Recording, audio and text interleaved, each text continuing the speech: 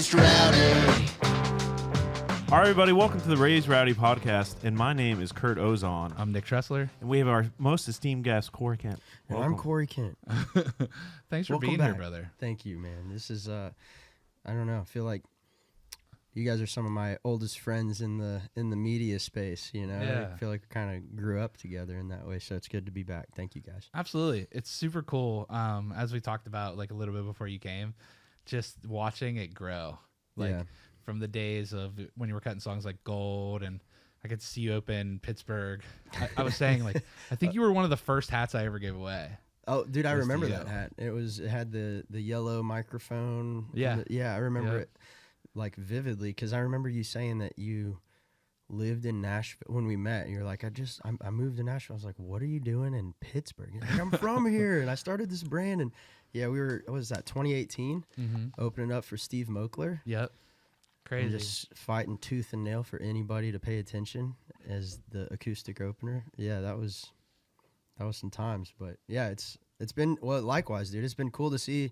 I mean, every time I come hang out with you guys, you're in a new and improved space, you know? So it's, it's awesome. Moving on up. Come on. This one's definitely cooler than the green screen in the extra bedroom at the house. Yeah, that didn't work so good. Yeah. We tried, though. You know? Kind of a vibe, though. You could put an eagle behind people, and That was very fun. That was cool. Hell yeah. But man, thanks for, like we said, for popping by, and it's a busy time for you, as we just talked about.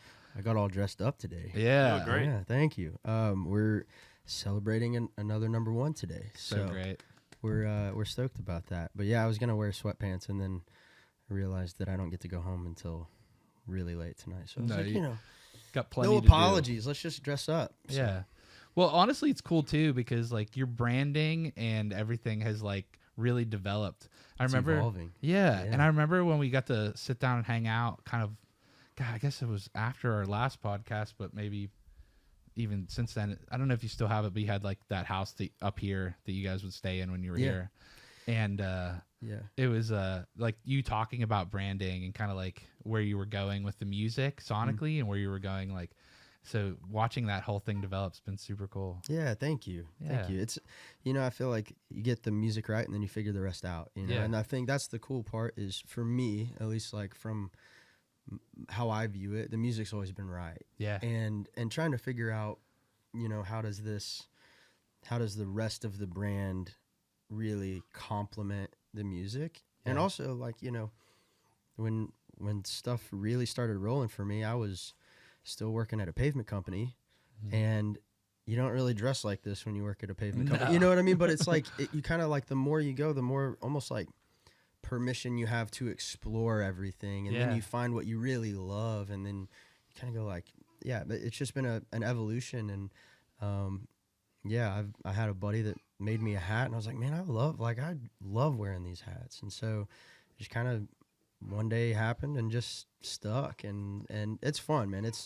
I love seeing my friends evolve as artists too. Like when you look back to you know, some of the, my youngest are brand new babies here hanging out. My wife's so here. cute. You know what I was just thinking about? I was like, I hope we get a couple coups on the recording, because wouldn't it be wild in 20 years to go back on YouTube and just to listen to that? Yeah, for sure. Just be like, this is such a time capsule, like recording these podcasts. I know. It is. It really is. Man, Dana and I were just talking about how it's almost like disturbing to watch actors age, because you're like, we were friends. We were in the hospital the other day, kind of had a scare with our little one, and they had friends on in the hospital, and I'm like, it's kind of like, these people are immortalized in my mind as this age, you know? Right. Yeah. And to see them, it's like, man, that's great. I feel like we're going to do that with, you know, you guys having a podcast or me having my face on an album cover. Like, it's just going to be kind of a trip to like wake up one day and be like, man, I don't look like I used to look anymore. Oh, yeah. I ain't just have it. Yeah, that's right. Yeah, I got a lot more grays than when I started the podcast, you know? That's kind of how it works. Bro, don't cover those up. You earn those. Oh, yeah. You earn those. Plenty of years of degeneracy and good times. Yeah, absolutely, yeah. Oh, that's great, bro. Yeah, it's funny. Nick and I were kind of going down memory lane about all the kind of times we've hung out, and you know, all of our Corey stories, and it's cool to see everything grow, man. Like you said, you're having a #1 party, which is crazy. It is, man. And we've had a really interesting road with country radio specifically. You know, just like we came out of the gates hot and had a like debut #1 on a independent release, which is kind of, I mean, that doesn't happen that often. No. And then, you know, to follow it up, I'm like, man, I want to make a statement, and we do, and it just doesn't do anything. And it didn't ever break the top 40, but it's a platinum song. So fast forward, and we're like, all right, well, here's the next one, and it didn't look like it was going to work for a long time. For almost like a year, it didn't break top 50. But we were seeing it work live, and that was the most confusing part. It's like, man, we know it's a hit song based on the fan reaction. The phones go up, people are singing along. Like, why is this not translating? And that was kind of the second song in a row. And then it finally kind of worked its way up, and once it did, it became one of the most, I think it was like top 5 most played songs in country radio last year, which is insane. But it just took a long time for it to catch on, and when it finally did, it worked. So now we got a new one at country radio, and same thing's happening with the fans. Like, we're seeing, it's a song that I put out with Koe Wetzel. Yeah. And Rocky Mountain Low. Yeah, dude, it's reacting with the fans, which is how I make my living, right? Like, country radio is like cherry on top, but if people aren't buying tickets, it doesn't matter how well it does at country radio. And so we're seeing the tickets move, we're seeing people react to the song, and then to finally see it's clicking at radio at the same time it's clicking with the fans, which is really cool. It's kind of almost a first for me, you know. It's I don't even know where it's at, but it's way higher than my previous songs were at this moment. So it's cool. I love that too, and it's cool to be able to do that with a guy that you've known for a long time, like Koe as well. Yeah, you know, and lean a little bit more into that, like, it was a dream, side man. of things. Yeah, I've you know, obviously living in Oklahoma and Texas, like, Koe's just a legend, and yeah, it was really fun. Like, we went to Cabo together, and we were smoking cigars and hanging out by the beach, amazing. and it was amazing, man. It was so good, and that was really where we kind of started hanging out a decent bit. And then fast forward, we end up, you know, our music kind of, like, as he started releasing stuff that finally was, like, really embraced by the mainstream, and we were kind of, I don't know, wherever we land, you guys can decide, but we're in kind of a random space in country music, I feel like, and it's like our stuff musically, we started being put on the same bills a lot. And so we were playing in Denver one night, and I'll never forget it because I was walking down the hall, and I'm a huge UFC fan, and I grew up wrestling, so it's kind of like the cousin of, you know, and Justin Gaethje was at that show, and he's one of the best, and, you know, a champ, and I was like, what in the world is Justin Gaethje doing here? And then he walks into Koe's room, and they're boys, and I'm like, Koe just became even more of a rock star in my mind, you know, hanging out with some of the baddest dudes on the planet. And anyway, we were all in there talking, and just kind of got to talking about new music and what we had coming up. And we were in Denver, which was kind of ironic because the song that I got in my back pocket. I'm like, I've been thinking about sending this to Koe, and I just was like, I got a song I need to send to you. He's like, send it. So sent it to him, and probably a week later, I sent it to him. And, I mean, I'm sure you guys have heard stories like this a million times, but usually there's a lot of back and forth and a lot of people's opinions and a lot of team chatter about, should we do this, the release time. There's so much that has to line up. And I just texted him the song, and I was like, dude, I think you on second verse would just send it over the top. And he immediately was like, man, brother, that's a song I'm in. And then we proceeded to not tell anybody. And we booked the studio in Cisco, Texas. We set up the videographers, and we got it all the way to the point of no return. And then we were like, oh, hey, by the way, we're doing this. And because we didn't want anybody to say no. Yeah. So it was really kind of a unique way of going about a feature. We just, no disrespect to anybody, but it was like, we wanted to do this. Mm-hmm. It was going to happen no matter what. We were going to make sure it happened. Yeah. And so. No bureaucratic. Yeah. Shit getting in the way. Bureaucracy. Yeah, bureaucracy, yeah. No, I think that's a powerful thing too. And I mean, collaborations are honestly so powerful. Just getting to take your fan base and their fan base and putting those things together. And there's, of course, a lot of overlap in general in those two things. But the people that maybe weren't as huge of a fan of one of the two of you now gets to go back and listen to your catalog at a higher level. Yeah, I think that there's definitely something to, I mean, we're in a different era of country music now, right? Where things can almost kind of live on their own. You can do a feature that doesn't necessarily have to be on a record, or I think it's a lot less precious. But my mentality is going, man, if everybody's being less precious with them, then I'm going to be more precious with. Like, I just want to naturally, something in me is going like, well, do the opposite, because that's what's always worked for you, Yeah. Stay in Nashville, and I moved to Texas, and then like it works from just everything that we've done has kind of been backwards. Yeah. And so, like, in the same breath where I'm like, there's so much power in them, I'm being kind of more selective than ever with it, because I'm kind of seeing the opposite happen in the industry. So for me and my brand, I feel like it's right to be like really intentional with them, and make sure that we do think like exactly what you're talking about, that the fan overlap, like, you can get in front of a bunch of new fans by doing a collaboration. Right. But it's kind of the same way that I view taking a tour is like, but if that fan if you're not going to retain that new listener, then it doesn't matter how much exposure you've got, like if there's not enough overlap there, then it just doesn't make sense for me. So. Yeah, it's got to make sense beforehand. Yeah, exactly. I love that. So honestly, something I never even like thought of on that side, but very smart. Cause if not, like you get a temporary blip, but you don't make real fans, Yeah. And it's just more noise, and, Ben Rector. Yeah, sure. Tulsa cat. I've known him since I was a young pup, and he said something one time when we were writing that stuck with me like to this day, and he said the world doesn't need another good song. He's like, it needs great, and if it's not great, then we should just hang out instead of write a decent song, Yeah. And when we wrote, this was a handful of years ago now, we were writing a song, and he was like, it's just good. It's just okay. It's not bad. I mean, we've written enough songs that we don't write bad songs anymore. Yeah. But it's just okay. And so we should stop. And so we just started hanging out. I think we ordered some burgers, and we started talking, and then this other song idea came out, and it became like one of our early on songs. It's called The Same Thing. It's off of our like way back record. Yeah.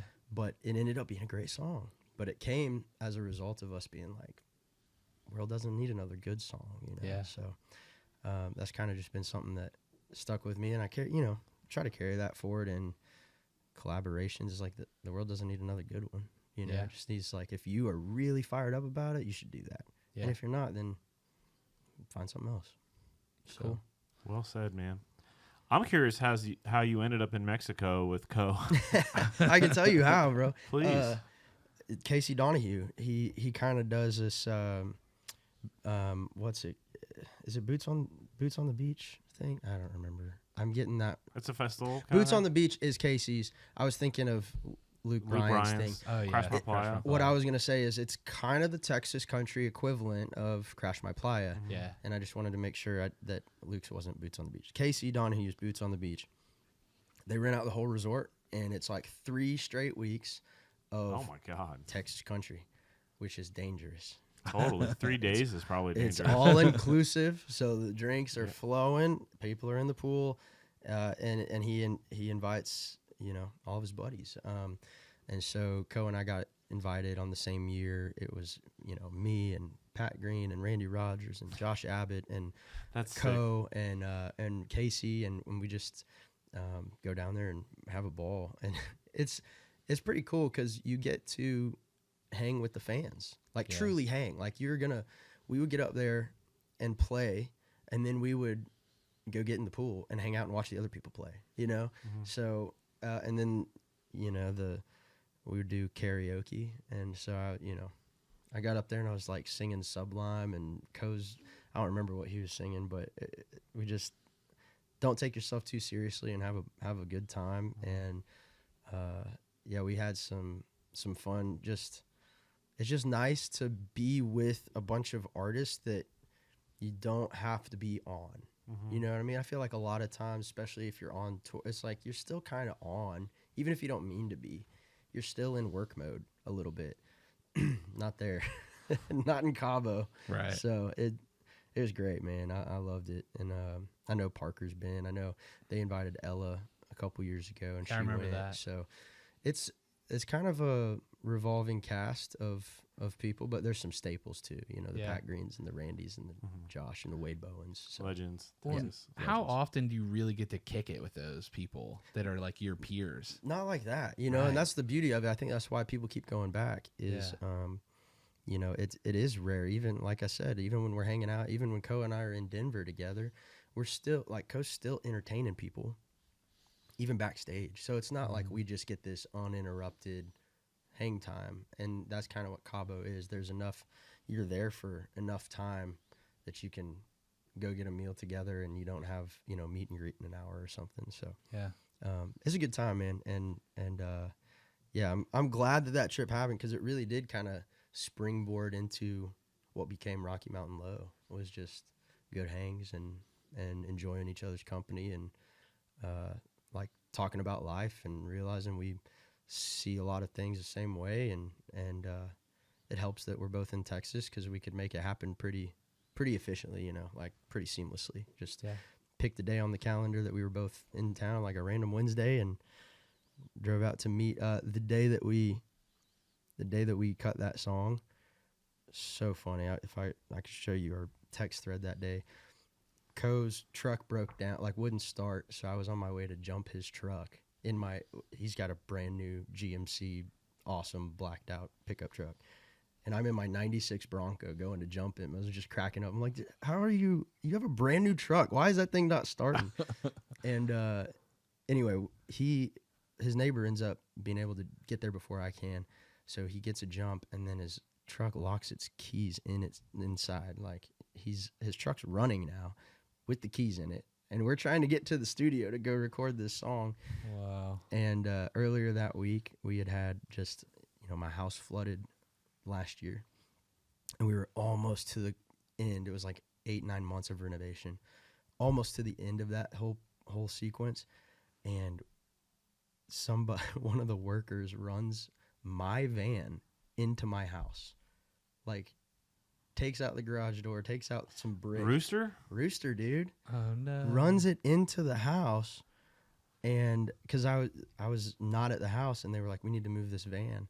I was like, yeah, just back it up. They backed it up, and then they pulled it forward into my house. So we were just having both of us were just having like terrible luck this week, and I was like laughing and going, hey, at least we're gonna be in the right mindset to cut this song, because this is about a terrible day.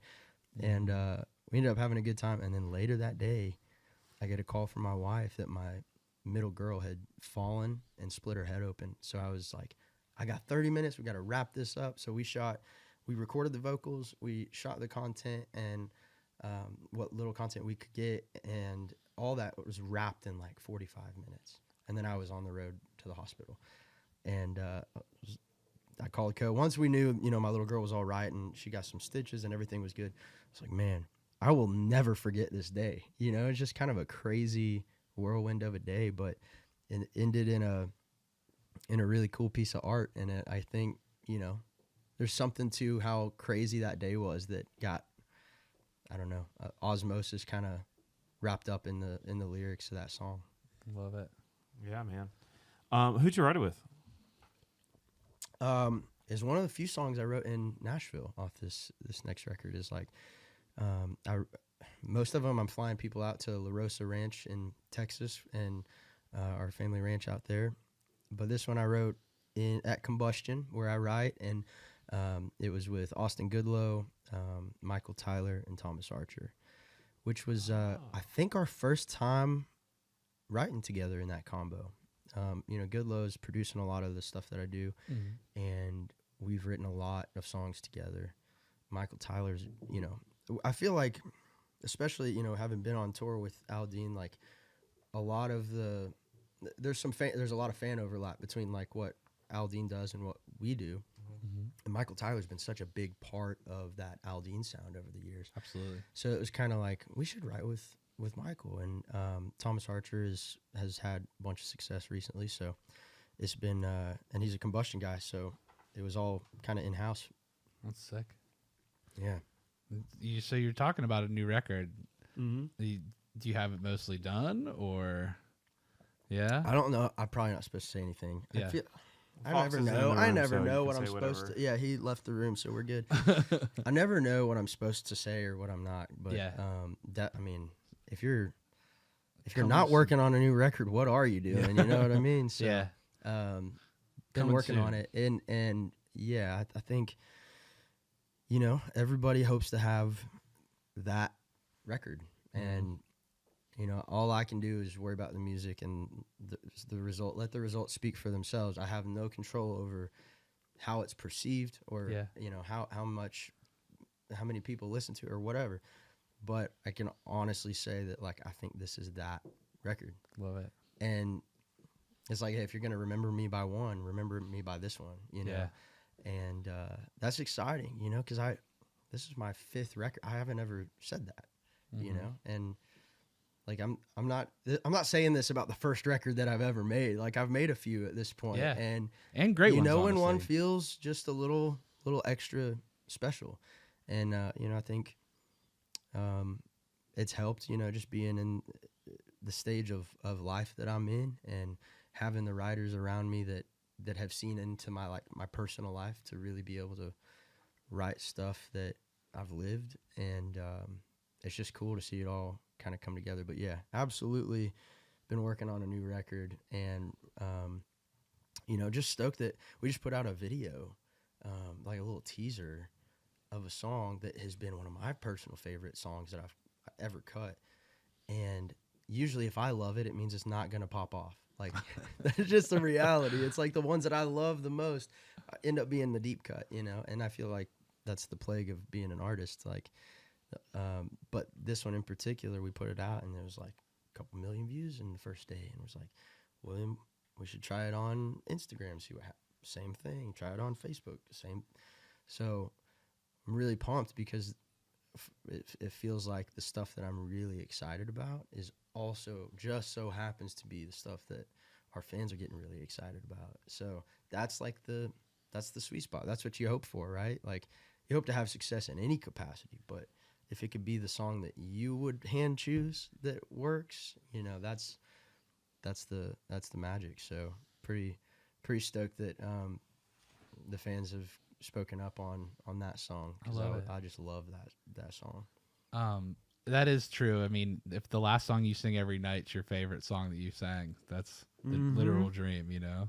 It is, man. And yeah, I mean, like there's a lot of successful artists that have a handful of songs that they wish they didn't have to sing. And I've always kind of taken that as a warning sign of like, just be really careful what you cut, you know, because you are going to have to sing it every night if it works, you know, if it does what you want it to do. Unless, dude, I went and saw Ray LaMontagne at Red Rocks. It was magical, but he did not play a single song that like from his like hits, you know what I mean? Where you're just like, oh, the song that made me a Ray LaMontagne fan was not played that night. So I guess if you're Ray, you can do whatever you want, but in country music, Jolene or whatever. Yeah, he didn't play Jolene. He didn't play Trouble. He didn't play You Are the Best Thing. But you know, Gotta play at least some of the hits, dude. Like I'm paying for babysitters Ray, here. come on, man. Yeah, And $20 beers. Give I'm me at some Red hits. Rocks. Yeah. Give me one, you know. Yeah. But Dog a bone over here. yeah, I love that you still get to go to shows a little bit too, like that. I try to. Yeah. Few and far between. Of course. But yeah, I got to take my wife last year. We went to like on a Wednesday night. It's usually outside of country music genre because we tour Thursday, Friday, Saturday, and I'm always working Thursday, Friday, Saturday. And so every now and then like a pop act will come through and play like a Wednesday.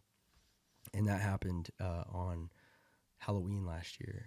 And Sabrina Carpenter came through town, and my wife loves her. And because of how much she loved that record, whatever that, I can't remember what it's called, but it had, Please, Please, Please, and all that stuff. Dude, I mean, just like it's full of hits, dude. It's so amazing.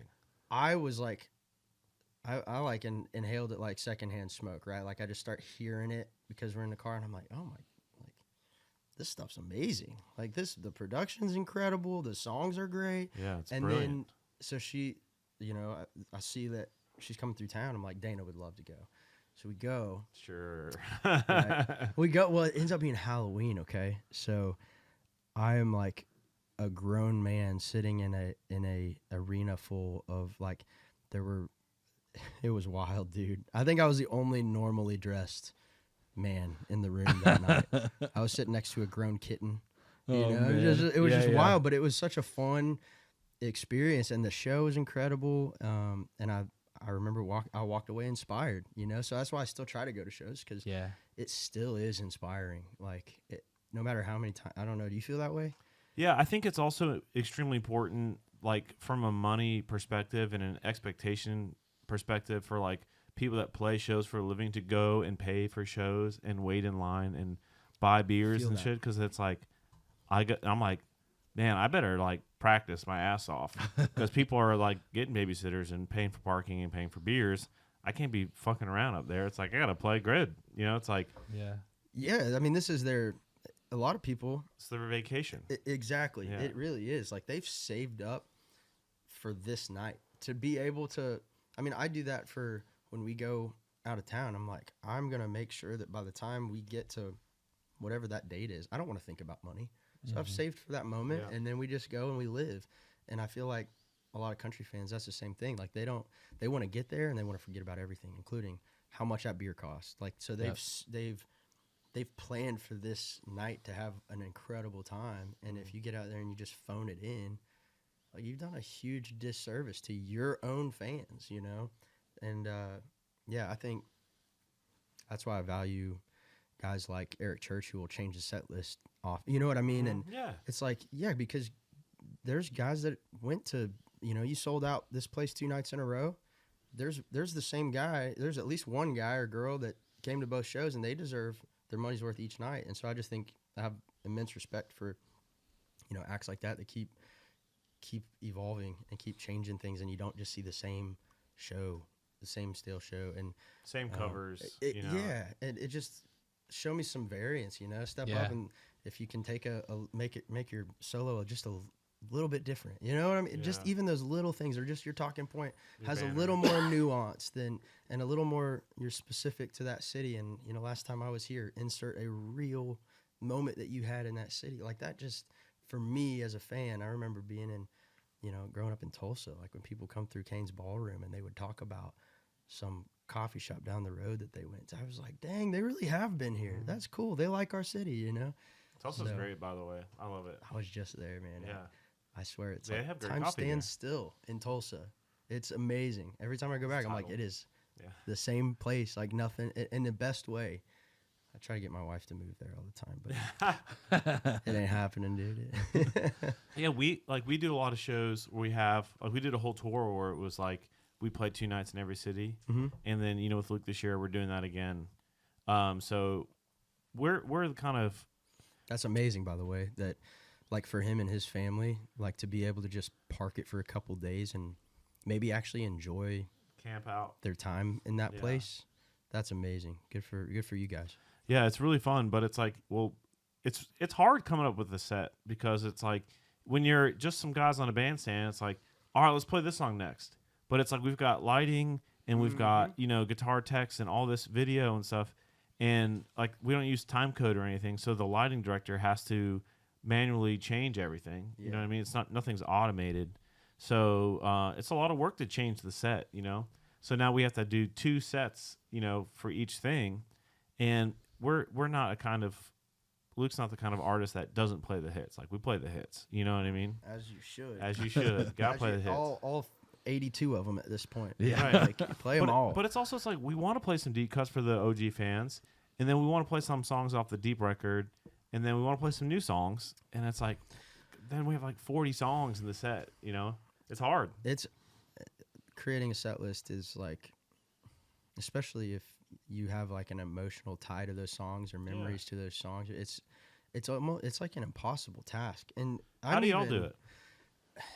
I mean, we figure it out. I don't know. I haven't figured out the recipe exactly, and I think that's why we're constantly changing. You know, from we just started. We played Billy Bob's, and then the next weekend we went and played Grizzly Rose, and it was like great rooms, right? And so we started, and from one week to the next, it's already changed because we're like, hey, everything about this was great, but there was this one little part in the set where I feel like we gave them too much time to go get another beer. You know what I mean? Or like I felt it. So, all right, we got to swap that out and, just being really intentional about like the energy flow of the set, because also, we used to be the guys that just opened for everybody. So you could walk out and just punch them in the face for 30, 45 minutes, just play every banger you got, and you're fighting, tooth and nail for their attention. So that works. You can't do that for 90 minutes to 2 hours. You're just gonna get fatigued. Like you're gonna be playing the skeletons at the end of the night. A lot of songs too, So you gotta take them on a ride and make them feel something. And I think what I have crafted my set around is like, if they could take one thing away from the set and know something more about me and how I view the world, how do we create, like, what do we want that to be? And then we craft the whole show around that. So right now we have this really cool moment where we basically have like this campfire thing, this moment. And I get to talk about how I view the world. And one of the things that I realized, and I'm learning along the way, is like, success has a cost, and we don't really talk about it all that much. Like, it's just, man, if you want it bad enough, if you work hard enough, you can have it all, right? Like, you can make your dreams come true. You can have the money, you can have the fame, you can have the career you've always wanted. But they don't, like, you don't talk about the implications on your personal life, what you have to give up to get there, or what you might have to give up to get there. And so I've started putting that into my show, and I've said, somewhere along the way, I realized, like, I've seen it happen enough that I don't want success if it means by the time I finally get there, I don't recognize myself, or I've lost the people that I love, or whatever. So I've just reframed my mindset, and then I play a song that essentially is written with that sentiment. And it's been a really cool moment, because, like, if you know nothing else about me, know that, like, I will not be outworked, but I also will not work so hard that I lose my real life. You know what I mean? Yeah. Someday, nobody's going to care how many platinum records are on my wall. Like, my kids aren't going to care about that. My wife's not going to care about that. They're going to care about our relationship. And so, like, keeping that in mind as you navigate this whole music industry is easier said than done, but it's still, there is no balance. Like, you're never going to really figure it out, but you gotta at least try, I remember, like, well, first of all, like, Luke has just been the exact same dude, like, since I've known him for over 10 years now, probably. But I remember, like, when we were on the Brantley Gilbert cruise, and he was like, he had this nice suite, like, that him and his wife were staying in, with, like, a little mini pool and like there's a grand piano in there. It was like, nice. I'm like, damn, this room's so nice. And he's like, yeah, but I can't leave or whatever.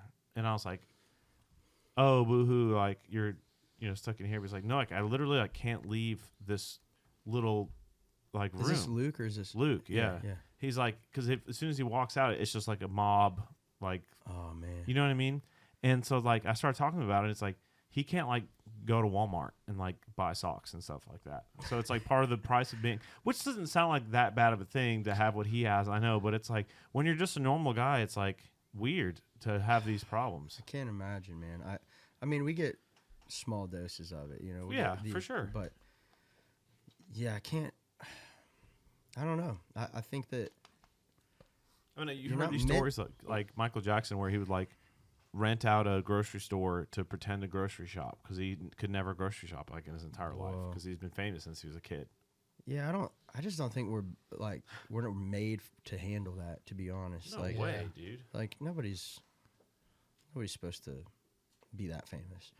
But I mean, at the same time, you know, I know there's I'm sure silver linings and beauty and all of that. And it's, you know, it's like, well, if you're going to cry, wouldn't you rather cry in your mansion? You know, Yeah, but, totally. but at the same time, I think that especially in country music, like we're all like pretty normal.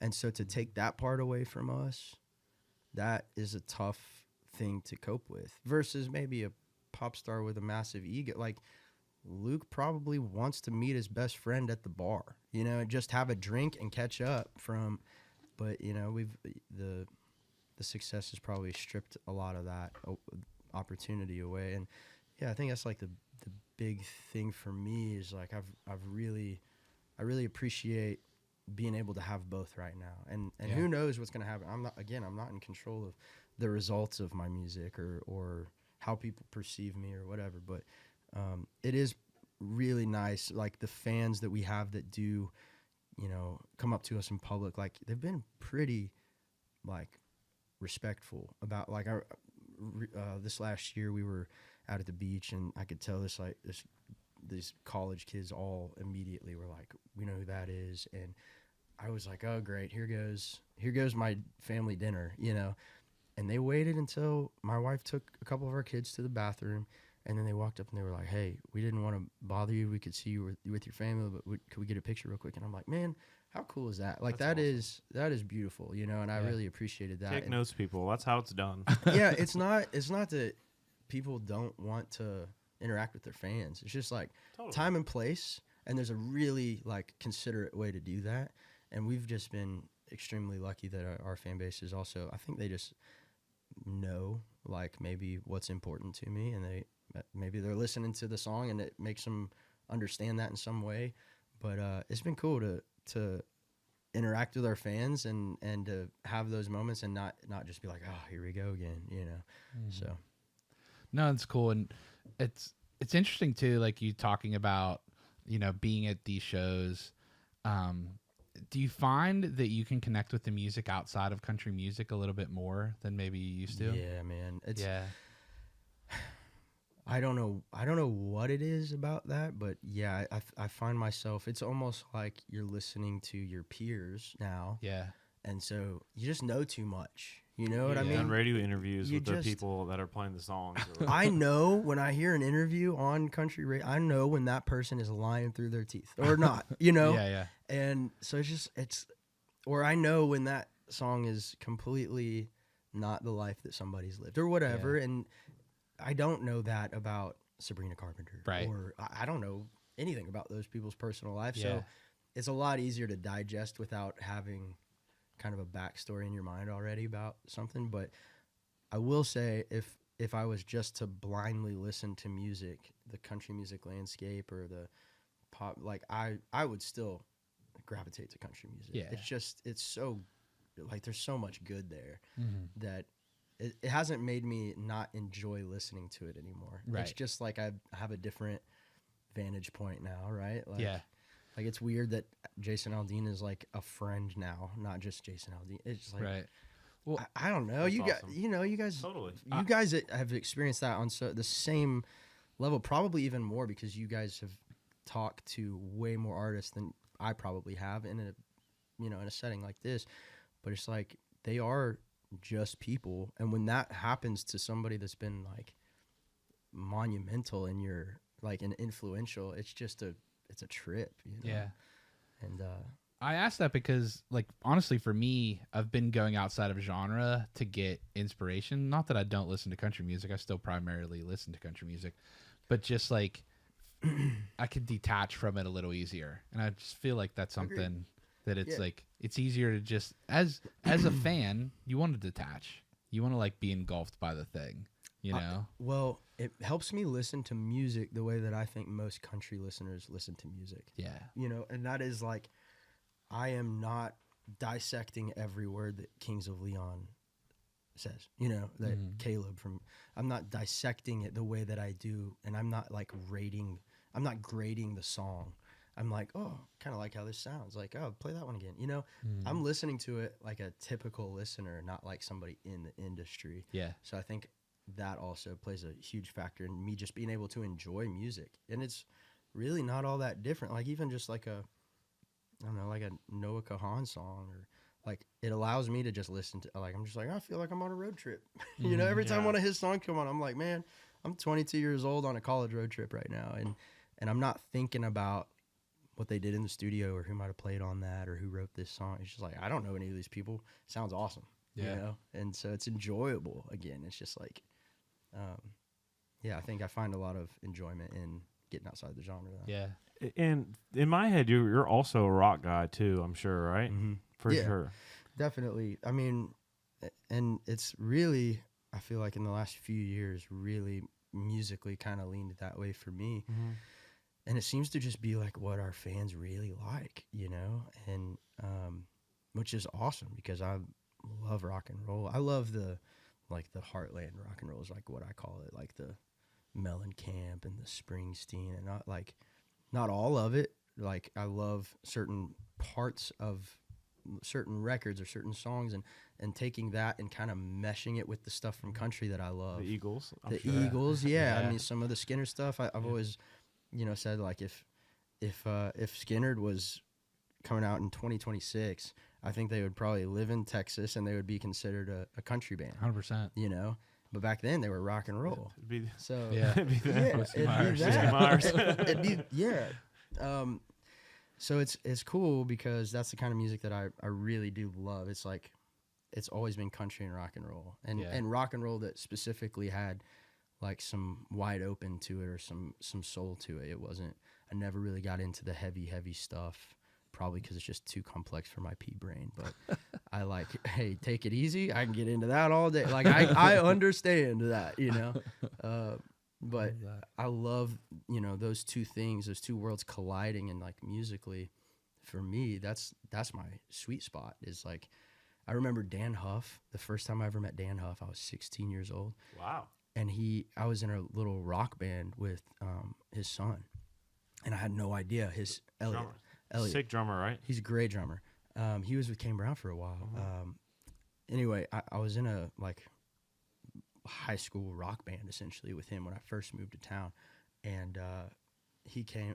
I had no idea that Elliot's dad was Dan Huff, and I'm of course like a country music lover, right? Like I know who everybody in country music is because I'm reading the back of the records, and so Dan Huff walks down, and I'm like, "Is his dad's Dan Huff? Like this is crazy!" And he starts to give it. He's like, "Play me something." So we play, and Dan goes, "Hey, I heard you were a country singer. Like that's what you're going for." I was like, "Yeah," and he's like, "Yeah, I don't know why. You got a rock voice." And I was just like, oh, like one of the biggest country producers on the planet just told me like, "You got a rock and roll voice, not a country voice."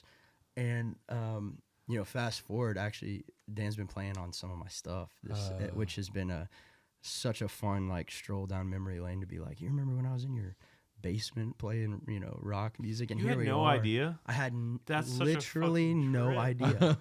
I was just like, you know, he had a basement and a place that we could rehearse, and I was like, you know, Elliot's parents must be doing well. Like I didn't know. I had no idea. All the garage band like amps and drums are like super nice. that was kind of the vibe. Yeah. It was like, oh man, like this is different than it was in Oklahoma, you know. And I was just a few months into being in Tennessee, and to have that, it's been really fun to like look back and laugh about that now. And Dan produced obviously the Brooks and Dunn reboot stuff, and that I got to be a part of. So that was my first time getting to work with him, and it was just like it was awesome. Was it only in America? You saying? Is that right? Okay. Yeah, and I loved it. I'm like every 4th of July, I'm like, I hope I hear that song now, you know. But it's talk about something I never had on my bingo card was singing a song with Brooks and Dunn. Like, bro, I don't care who you are. I don't care how famous you are. I don't care how popular your music is. You didn't have that on your bingo card. There's no way. There's literally no way. So that was a moment, man. That was cool. So cool. Yeah, and Dan Huff, you know, like the full circle moment of that in my life and my career was really special too. Yeah. And you got Aldean's number in your phone. Bro, I'll tell you, like everybody back home was like, dude, how was Jason? Like, did you even get to meet him? I'm like, Yeah, night one. We stayed up like every night till 2 a.m. watching Chappelle stand up, and we went golfing together, and our wives hit it off and our kids hit it off, and it was so easy. It was effortless. To this day, the most effortless like integration into another camp that we've ever experienced. And I'm just like, dude, Aldean's like the dude. He's like the dude you meet at the lake and tie up next to. I mean, he just so incredibly normal for a superstar and somebody who's been doing it for so long. Like I learned a lot, and just like admire how he how extravagant he could and can be, but also how normal he is when you talk to the guy. Like there's nothing extravagant. It's just a human. And I know that's probably, we all know that, like everybody, but when it's like you meet somebody that influenced you, you don't know what to expect. And that's kind of the last thing I expected was like, man, we're buds now. Like that's cool. So That's awesome. That. I know you talked about the Grizzly Rose and Billy Bob's. What are some other venues that you've got to play recently that have just been wild?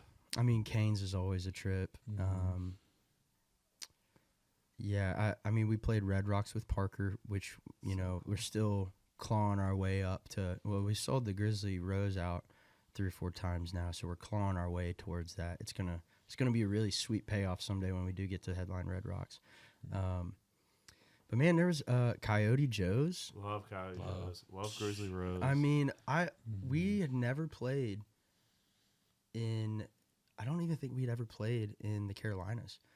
And we went out and took like a random club date at Coyote Joe's, and like we sold like 3,500 tickets, something crazy like that. And we were like, we didn't even know we had fans out here. And this is like one of the best markets we've played in a long time. It was really cool. So that was a special one.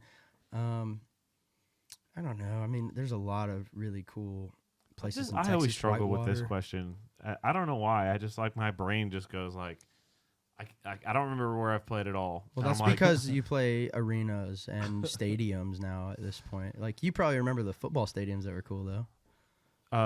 Absolutely. I remember playing Red Rocks, and it was cool. I remember absolutely loving playing Coyote Joe's. Yeah. And the Grizzly Rose. And I remember dancing afterwards, line dancing after that show. I think that's... And having fun. The really cool part about the slow build is you do get all of these little nuggets of like really cool memories on the way up.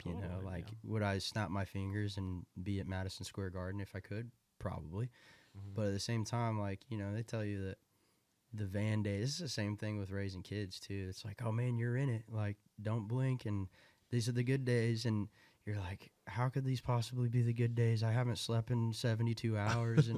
And same thing with being in a van. You're like, how could these be the good days? You're on a tour bus. Don't say that to me, And then you move forward and you're like, man, these are the days that we talk about, We do talk about how we were sleeping on the floor of an RV following the Parker McCollum tour around, and they thought we were crazy we put chains on our tires to get to Fargo to make the show, We're rolling in at the last second and throwing our stuff on stage and going, and, we're losing bets and getting tattoos in the green room, and just like stuff like that I think it is beautiful. The slow build in that way is beautiful, but I would love to be playing football stadiums like you will, man. But there's a reason Garth does like did the dive bar tour. You know what I mean? Yeah. Because it's like the stadiums are unlike anything I've ever done, musically or otherwise.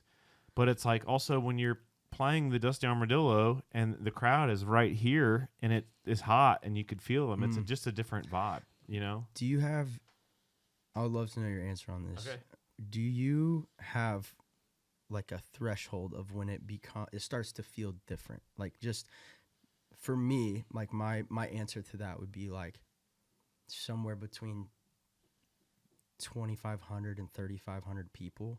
It starts to become like a sea. And you just can't, like, I can't possibly, when we go play Billy Bob's and there's 5,000 people there, you can't even absorb how many people are there anymore. Like, you can see to a certain extent, and then it all kind of becomes the same. Do you have like does the vibe shift for you when you topped? As you know, you've been with Luke for the long haul. So, did it ever have a moment where it just was like, oh, now it is completely different now? Yeah, for sure. When we played, our first time ever playing a stadium was at CMA Fest. You know, they have the thing. And Yeah. that's not like his first stadium show. But the first time you did that, and it was like, we walk out on stage, and it's like, you don't just look out, but then like you have to like turn your neck up and look up also. and it's like, there's like some dude like at the tip top of the thing, and it's like there's 45,000 people.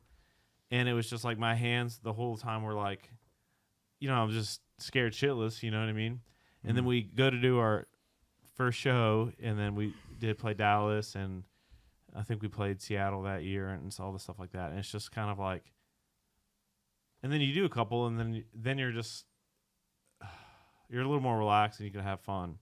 But it's like, I think it's like, I don't think of like a number amount, but it's like the club type, the venue type, you know what I mean? It's like the club show is like the perfect spot where it's not a small rinky-dink thing and you're at an actual venue, but you've got that intimacy with the crowd where you're like right up on them. Mm-hmm. And then, you know, the theater is a little different because it's just like, you know, sometimes there's a pit or whatever, but that's cooler. Then you kind of have that thing.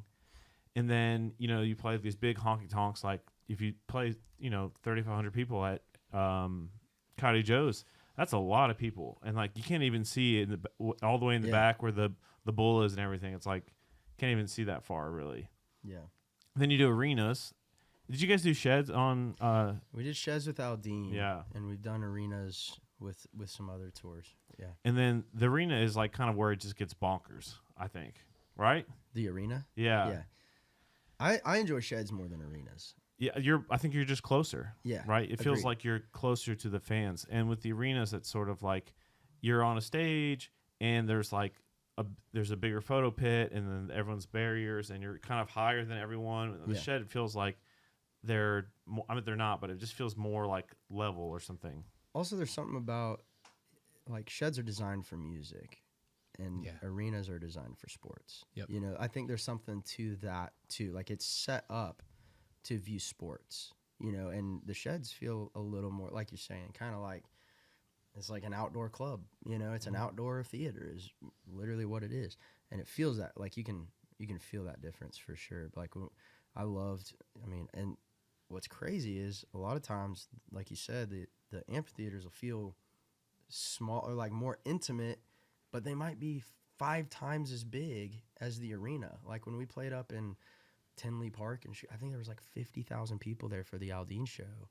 Holy shit. And it was an outdoor amphitheater, and then, you know, we go play an arena on a different tour, and there's 7,500 people in that arena sold out, and it feels big. Like the amphitheater felt more intimate. It felt like they were right there, you know. Totally. And then you get the warm summer vibes, and people are out on the lawn, and it's just What do you, as a fan, Nick? What's your vibe? What's your take?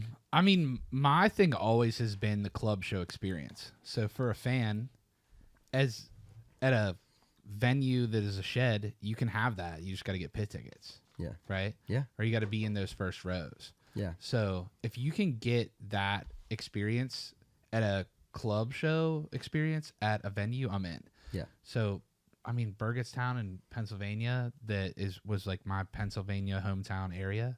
If I could get pit tickets, any artist I could have an experience with. You know, you just like feel like you're part of the show. Yeah. That's why I love club shows, though, is because you can feel like you're a part of almost every show. Yeah. You know? You ever have that moment where you're like, man, I love this artist, and now they're so big that it's like, this sucks. I liked when it was like a kind of a little bit of a secret, right? And we could go see him at venues that we loved, and now we got to go to AT&T Stadium or whatever it might be. It's like the entire city of Nashville, how they feel about Stapleton. Yeah. Well, no doubt, man. As a fan, and I've had that conversation with other friends that are fans, right? Yeah. You also have the same rooting power. I think country music, even more than some other genres, like this is my guy. This is someone that I love and I ride or die with, right? And so you want them to be at that bigger stage because you almost feel proud that they are. Yeah.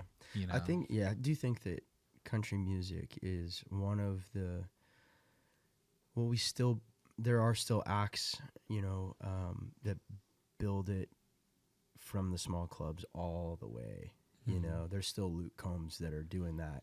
And a lot of times I think in other genres, it's like this brand new 20-year-old puts out this, and they never got to stair step, which is not a negative thing. But what it doesn't allow is that fan who saw you when you played for 75 people, and they talked to you at your merch stand, and they bought 4 of your T-shirts because they were like wanting to support, And then for that person, like there's a couple that I used to play at this Mexican restaurant in Louisville, Texas during COVID.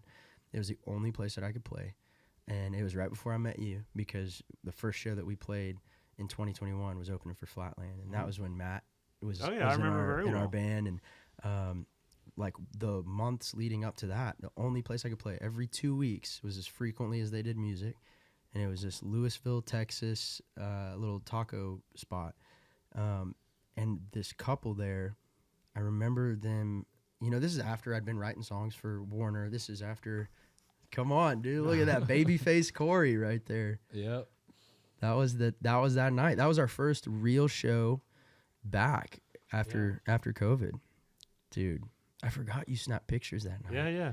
I also have some you at Jay Joyce's spot too. Oh yeah. Yeah, I was actually going through these photos last night.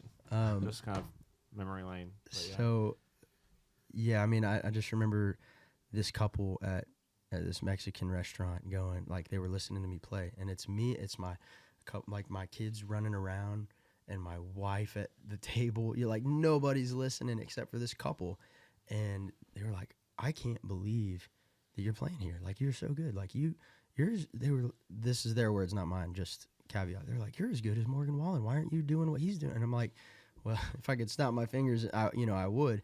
And they said that, and what was ironic is this summer they came to the Houston show where we played with Morgan Wallen.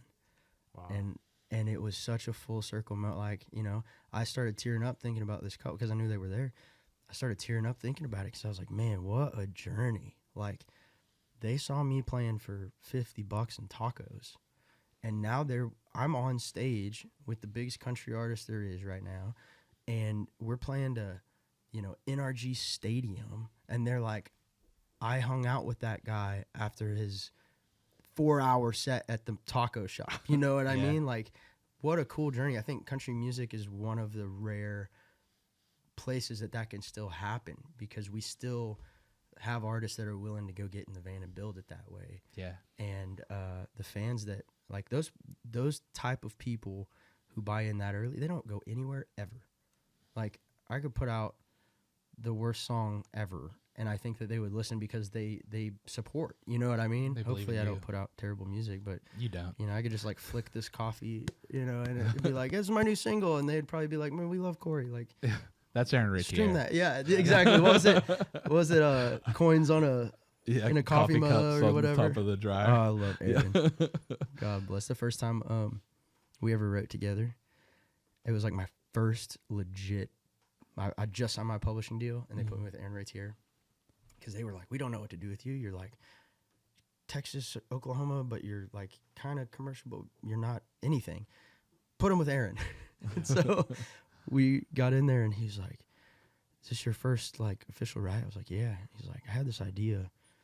It's called Pay Me in Cheeseburgers," and I was like, am I being punked right now? Like a camera somewhere. Yeah. This is my first legit, co-write, and turns out that's just Aaron.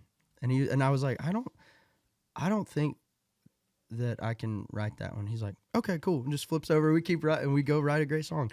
But yeah, that was my first intro to Aaron. Was so funny, man. That's so and great. we've written some songs on this next record together. So he's been out to La Rosa Ranch, and Awesome. it's been it's cool to have old friends in the industry now, like Totally. it's I always hoped that would happen, and now it's 10-year histories with people, which is awesome.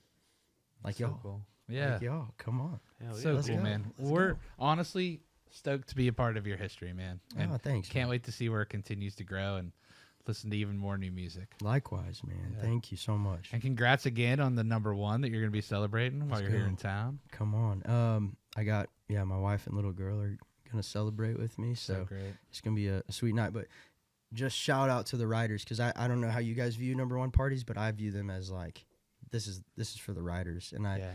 self-admittedly like didn't write this song, and a lot of people think that I did. So this is to recognize like great art, and they deserve that. So I'm glad we get to celebrate them tonight. Yeah. Brother, thanks for being here with us and taking the time to come out here to Yeah, Old Hickory always and hang out. And are slightly more upgraded than the last time you were here, and it probably will be next time too. It's great. Keep on moving onward and upward, baby. Yeah. You too, dog. Yeah. We appreciate you, brother. And guys, of course, if you listen to Raised Rowdy podcast, you probably listen to Corey. But if you don't, make sure you check out the new song. If you with Koe don't, Wetzel. you do now. Yeah. And dude, can't wait to hear what's next, man. Thank you, brother. All right, Cheers. y'all. Later. Peace.